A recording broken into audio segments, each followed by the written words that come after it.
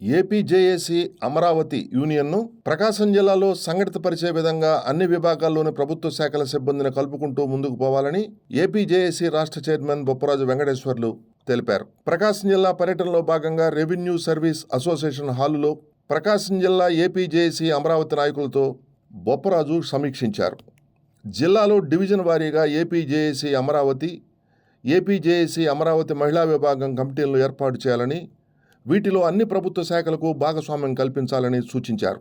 కార్యక్రమంలో ఏపీజేఏసీ అమరావతి జిల్లా చైర్మన్ పిన్నిక మధుసూదన్ రావు, మహిళా విభాగం చైర్పర్సన్ ఎన్ జయలక్ష్మితో పాటు వివిధ విభాగాల నాయకులు పాల్గొన్నారు. ఈ సందర్భంగా రెవెన్యూ సర్వీస్ అసోసియేషన్ పూర్వపు నాయకులు విశ్రాంత డిప్యూటీ కలెక్టర్ పేరయ్యను సత్కరించి ఆయన చేసిన సేవలను కొనియాడారు. ఇంకా ఈ కార్యక్రమంలో రెవెన్యూ సర్వీస్ అసోసియేషన్ ప్రకాశం జిల్లా కార్యదర్శి Vasudevarao, treasurer Uthakolu Srinivasarao, collectorate unit అధ్యక్షుడు సాయి, రెవెన్యూ సంఘం నాయకులు పాల్గొన్నారు.